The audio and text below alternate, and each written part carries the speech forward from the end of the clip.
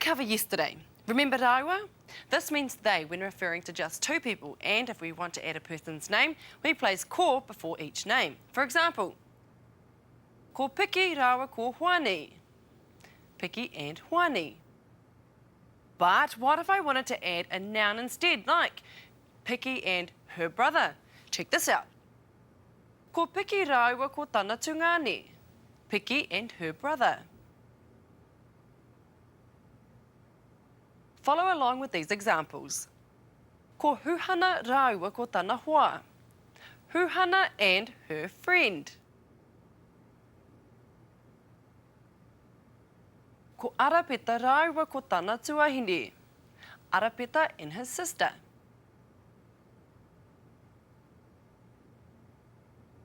Ko Atawhai rāua ko tana whaiaipo. Atawhai and her sweetheart.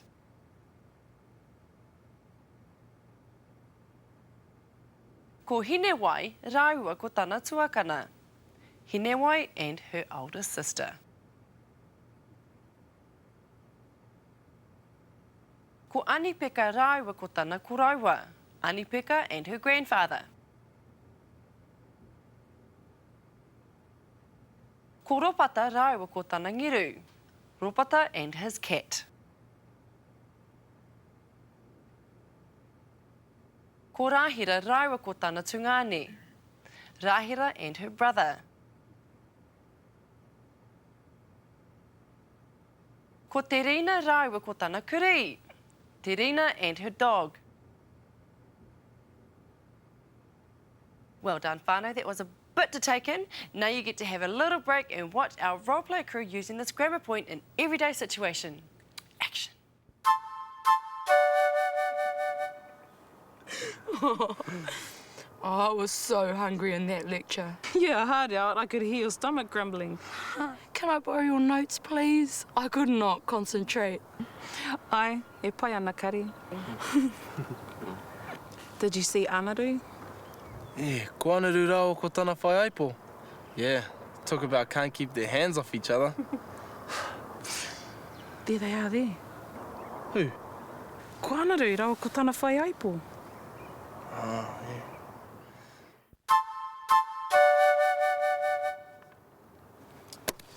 Man, I'm getting so hoha with this assignment. Oh, why is that? What's wrong? I just can't think anymore. Kei te pēhea koe. Oh, tino pai e hoa. I'm nearly finished. Hey, Hinewai, do you know those two over there? Carl, ko Wairāua. Ko Wiremu rāua ko tōna tuakana. I'm gonna cruise now. Oh, but you're not finished yet. Yeah, my ride's coming soon. Who's picking you up? Ko Mahina rāua ko Jade.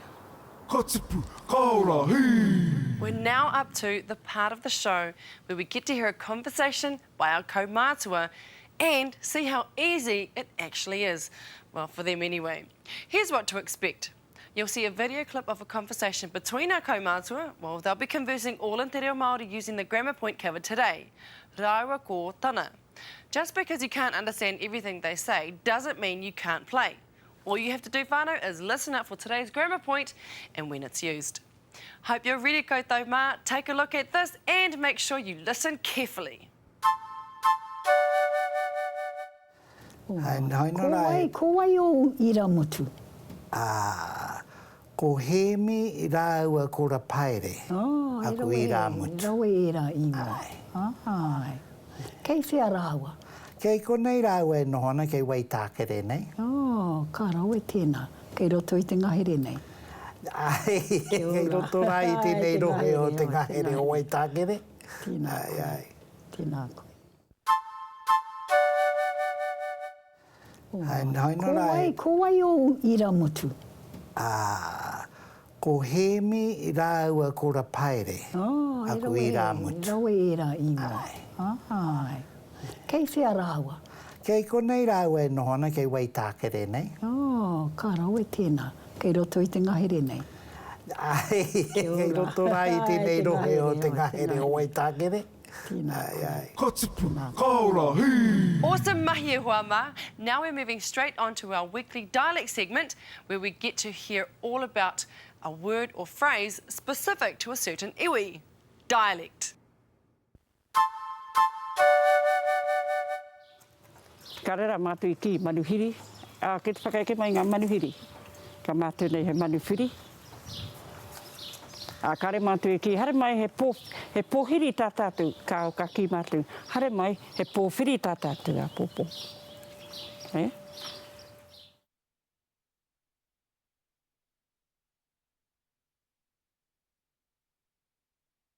To access the podcast, go to www.tōkureo.māori.nz and click on episodes. Choose your episode and move the mouse to the right-hand side of the screen where you'll find a link called Podcasts. Click this link to download TŌKU Reo podcast to your iPod, MP3 player, etc. With video, audio and exercises, you can brush up on your te reo Māori skills anywhere, anytime, 24/7. Kia kaha. Ka tipu, ka ora, hei! Ka tipu, ka ora, hei! To reinforce what you're learning on TŌKU Reo at home, visit our website at www.tōkureo.māori.nz. On the homepage, you'll find a link to episodes. Find the episode you'd like to swat up on and click it. Here you'll find a summary of what's in that episode as well as a list of interactive exercises down the right-hand side. Here's an example. Back at the homepage, you'll also find links to the other Te Whanaku resources, more exercises, a forum for TŌKU Reo viewers, and a free online Māori dictionary. Have fun, kia ū! Ka tipu, ka ora, hei!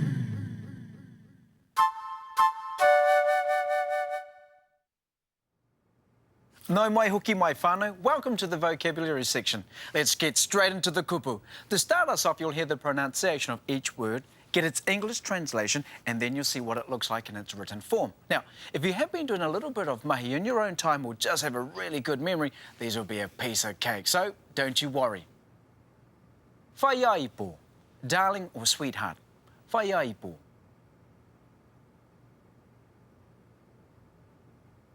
Ingeru, cat.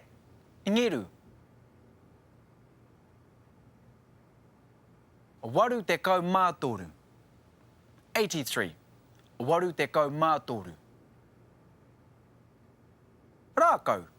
Tree. Rākau. Tana. His or her. Tana. Whā te kau mārima. 45. Whā te kau mārima. Peka. Branch. Peka. Kuri. Dog. Kuri.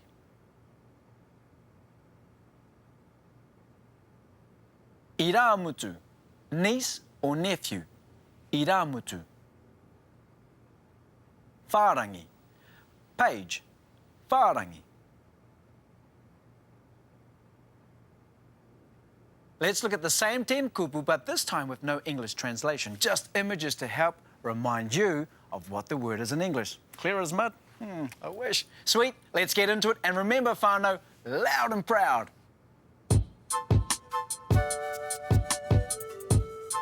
Whaiaipo, darling or sweetheart. Whaiaipo.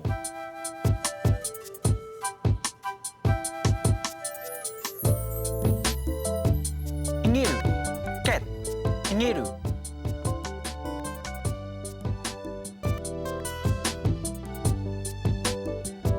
Waru te kau mātoru.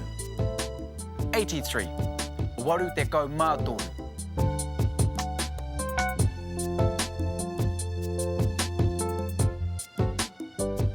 Rākau. Tree. Rākau.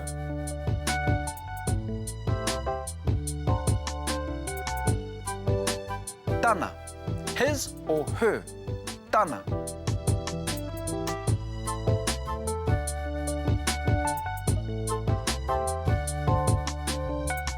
Whā te kau mārima.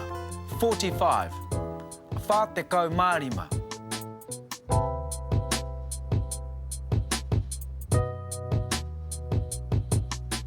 Peka, branch, peka.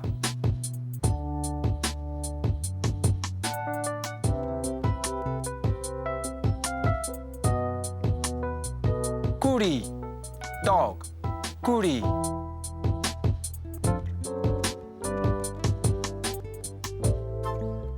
Iramutu, niece or nephew. Iramutu.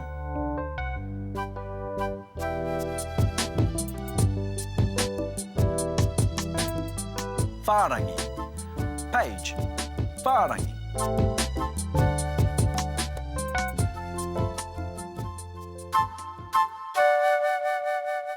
Oe ko hoki anō lā waku kāro ki tātu tamuruki me ngā huarahi hakaū i te reo ki roto ki a rātu.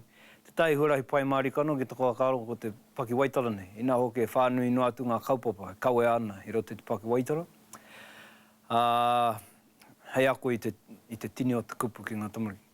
Tēnā pēr he ira mutu kino, ka kahangina e ia, te whai aipo o te tahi atu. Ki tawhiti, ngā kaupapa pērā, ngā kaupapa makutu nei, ka makutu ngia te tangata, ka huri hei kararehe he ngerupa e kurirei ka mautonu te mano o taua makutu o 83 tau, 45 tau, ki te kore kihia i roto i tau o wā, ka noho kararehe tonu a mate noa, nā ka tona atu he toa ki te tiki, ka peka atu ki reira me tana lākau hei patu i te iramutu kinora. Kia ora i taua tangata i hurihia la hei kararehe. Nā koe tera, kia au nei te tai huarahi pai mo te ako i te reo, kei ngā whārangi nei anō e takoto ana. Ngā whārangi o tēnei tūpōpoke ki anei he paki waitara. Ka tipu, ka ora, hei! Sweet. Now you'll hear that again. But this time you get to check and compare with us to see if what you managed to pick out was actually a new word and not something you or your mate just made up. Now, whenever our speaker uses one of the kupu from our vocab, the screen will flash to let us know when it's used and what the word is. Let's have another look. Oe ko hoki anō lā waku kāro ki tātu tamuruki me ngā huarahi hakaū i te reo ki roto ki a rātu. Te tai huarahi pai marika no ki te koa kāro ko te paki waitara nei. Ina hoke whānui no atu ngā kaupapa, kaue ana i roto te paki waitara. Hei ako i te tini o te kupu ki ngā tamuruki. Tēnā pēr he ira mutu kino, ka kahangina e ia, te whai aipo o te tahi atu, ki tawhiti, ngā kaupapa pērā, ngā kaupapa makutu nei, ka makutu ngia te tangata, ka huri hei kararehe he ngerupa e kurirei ka mautonu te mano o taua makutu o 83 tau, 45 tau, ki te kore kihia i roto i tau o wā, ka noho kararehe tonu a mate noa, nā ka tona atu he toa ki te tiki, ka peka atu ki reira me tana lākau hei patu i te iramutu kinora. Kia ora i taua tangata i hurihia la hei kararehe. Nā koe tera, kia au nei te tai huarahi pai mo te ako i te reo, kei ngā whārangi nei anō e takoto ana. Ngā whārangi o tēnei tūpōpoke ki anei he paki waitara. Our kupu hou for this week is ahorangi, professor. One often hopes that once students have reached paitahi status, that is, to have become a graduate of a learning institution and a particular discipline, that they would then move on to becoming an expert in that field. That is, to be a professor. Not all of us can, though, as it is a path that requires a dedication that only few of us have the patience and tenacity for. It is part of what makes the title so esteemed. The Māori word for professor is equally impressive, ahorangi. Aho meaning rays of light from the sun, and rangi meaning the sky. How illustrious and appropriate. Ahorangi, professor.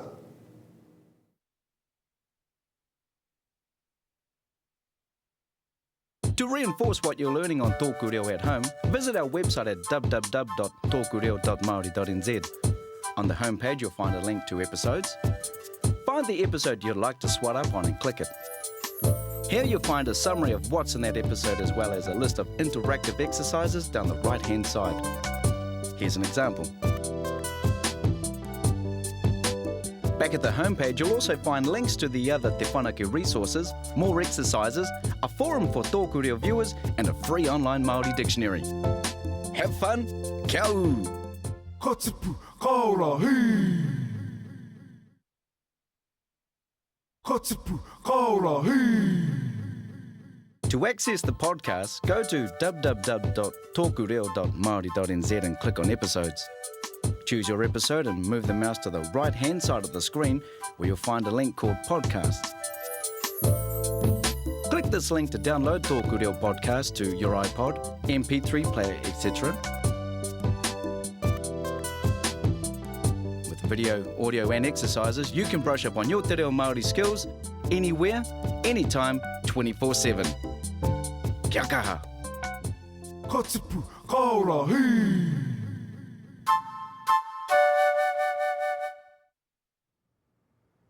Listen up, because this is how the first exercise will work.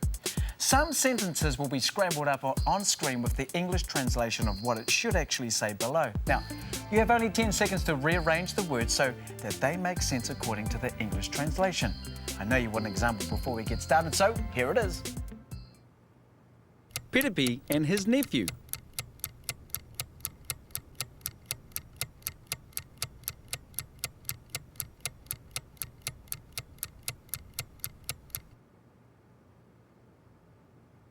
Ko Piripi rāua ko tana I rāmutu. You can do this, hey whānau. You've got 5 of your own to get through. Let's do it then. Raukura and her dog.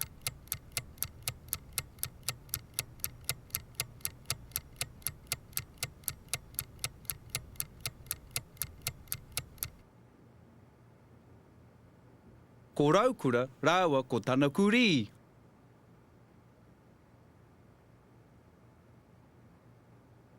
Panapa and his grandfather.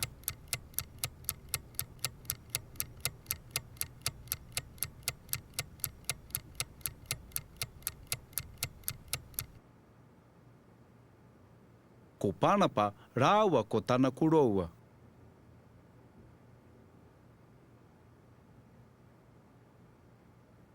Raimuna and his cat.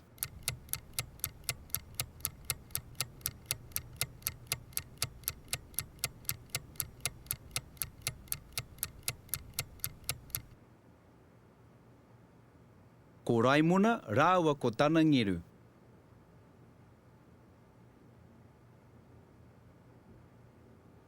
Awatea and her brother.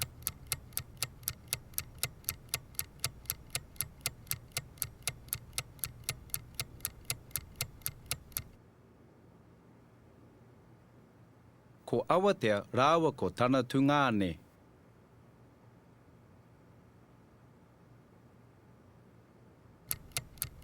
Riria and her sweetheart.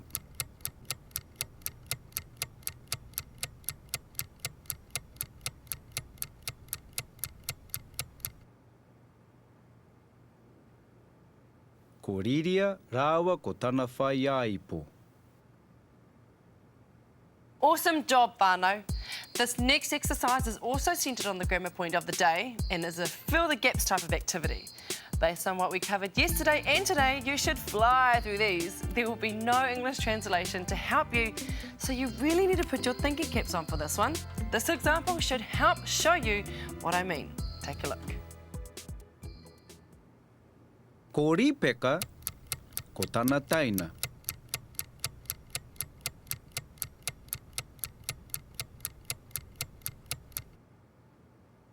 Ko Ripeka rāua ko tana taina. Sweet, now it's your turn. Don't forget you've only got 5 seconds to think about the answer before it pops up. Ko Aroha rāua ko whaia.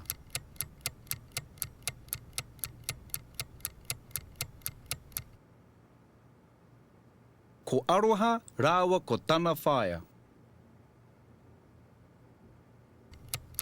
Ko pāora rāua tana hoa.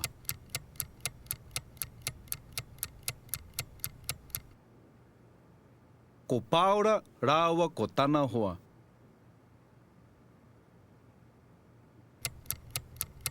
Tini rāua ko tana kuri.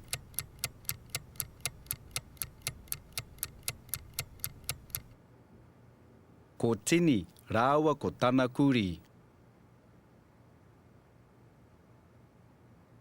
Ko anahera tana tungane.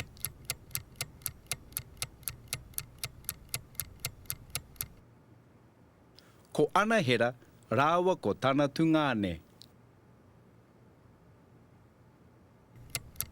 Ko rāua ko tana whaiaipo.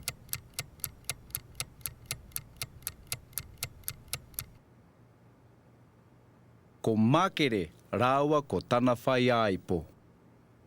Great stuff here, Juanma. You could have inserted any name for that last answer. It was a trick question. Well, on to our last exercise. This one is going to be focused on our kupu hau from today. You remember when you used to always do the word find in the magazines? Well, now we all do crosswords, of course, but the word finds were always the ones that were a bit more fun and not too hard. Well, this next exercise is one of those. That's the one. There will be a list of words to check off, but instead of going for any word that you can find, we're going to go in order and only get 5 seconds to see if you can find the word before it's highlighted. Here we go.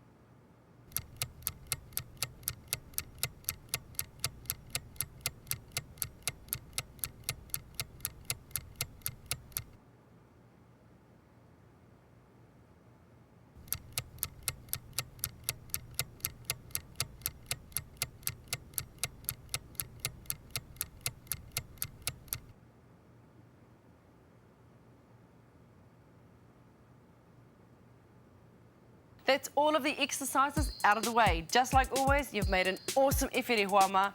We've got one more treat in store for you here at TŌKU Reo before we sign off for the day. Yep, it's Professor John Moorfield to tell us this week's learning tip. Start one. Tēnā no koutou katoa. For you to be able to communicate effectively in a language, you need to know more than its sounds, grammar and vocabulary. You must also learn what sorts of language are appropriate to the situation you are in and the people you are with. You must learn to use a range of expressions that are commonly used for particular functions in the language. How to express yourself, to inform, to question, to ask for something, to make sense of what people say, to switch codes depending on who you are talking to take turns in conversation, to control a topic, and to give way to another participant in the conversation. These all need to be learnt. Most of these are culturally based, so while there will be skills transferred from English, there are aspects which will need to be acquired in Māori which are different. Ko tōku reo Māori,